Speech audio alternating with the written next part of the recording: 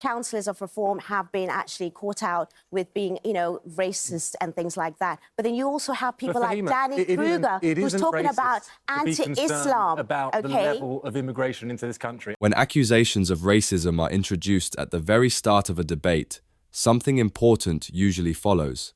Because once the label is applied, the focus shifts. It's no longer about policy, numbers, or outcomes. It becomes about morality. And that shift is exactly what we're about to examine. Said that Reform were racist with their approach to immigration policy earlier in the week, and you agreeing with him? Well, when we are looking at immigrants today, migrants especially, there has been a set precedent that has been said that they are all criminal. They are now the ones that are costing so much of the taxpayers' monies when it's actually the billionaires that are actually costing us more.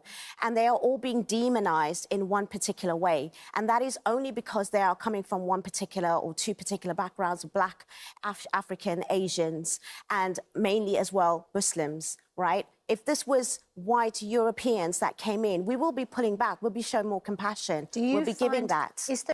Notice the structure of the claim. Concern about migration costs is reframed as collective blame. Economic criticism becomes racial motivation.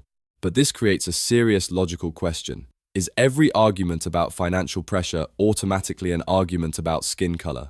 There a backlash, do you think, 100%. on the broader community? 100%. Yes, there are concerns, but the concerns are not what it needs to be. Yes, we need to tighten up, we need to have control. But I think because they are being looked at in a particular way for who they are and where they come from, that this is definitely, unfortunately, a racist, policy from both sides.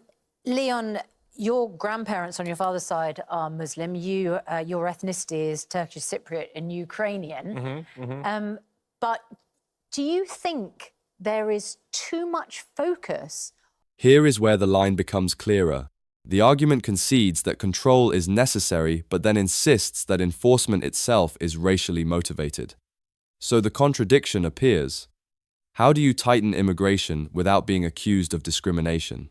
On immigration, that the Prime Minister seems to himself be pulled into this debate because of reform and their policies, which he himself describes as racist. Well, there's definitely a bit of that, Susanna. I think the Prime Minister is reacting to the political winds, but we can't deny that immigration is at the top of every single voter, nearly, you'd be led to believe, list of priorities, above health, above things like education. But is that not because politicians push that issue there? What?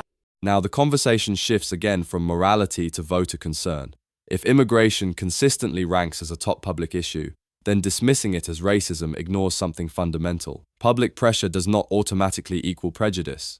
Look, Nigel Farage, I think let's address the elephant in the room. Nigel Farage is very good at gauging public sentiment, and he has gauged that the public are sick and tired of spending close to £5 billion on asylum seekers, of what they see of taxpayers' money that could be diverted into other areas in British society. And I think Keir Starmer, as the Prime Minister, is reacting to that, but he wants to win the next election. And I think the question we're asking, though, is it racist to crack down?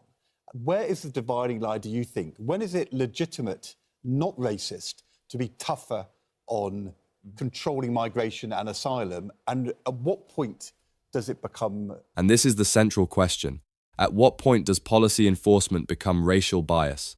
Because without a clear definition, the word racist becomes a tool, not a diagnosis. If cost, capacity, and infrastructure cannot be discussed without moral condemnation, then the debate is effectively closed before it begins. Racist. Ed, I don't think the concerns here are about people's skin colour. I don't think it's about their faith, their religion. I think it is about numbers. It's about sheer numbers and the pressure. That's not correct. The level of numbers are putting on our health service. On the streets, it is totally different. When you see even the councillors that are speaking, yes, some of them have been vetted wrongly and they have actually now been criminalised and taken away from reform. Over the last 4 months, 15 councillors of reform have been actually caught out with being, racist and things like that. But then you also have people like Danny Kruger who's talking about anti-Islam. About the level of immigration into this country. I think every mainstream political party, from Reform all the way through to the Labour Party, even the Greens, are talking about the levels of immigration. You said controlling is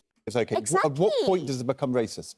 I think when they actually are just talking about it because they are actually looking at these migrants from a particular background. Like I said, whenever it was white European immigrants, we never had this kind of outrage. We never had that. We had a big argument about No, they were European migration. invited into their homes. It was an open sort of door and policy. You're talking They about were the given, Ukrainian they were refugee given situation. even the rights to come in. These people don't have a right, and there is a backlash also with the But fact that. migration from Eastern Europe was very controversial 15 years ago. Well, we're not talking 15 years ago. We're talking about now. This is where the exposure happens. One side argues from identity, the other argues from scale and sustainability. And unless those two frameworks are separated, every discussion about limits will be misrepresented as hostility. The real debate isn't race versus compassion, it's capacity versus demand. What do you think? Can a country debate immigration limits without being accused of racism? Or does the accusation shut down necessary conversation? Let me know your thoughts in the comments below. Like, subscribe, and hit the notification bell for more calm, fact-based political analysis only here.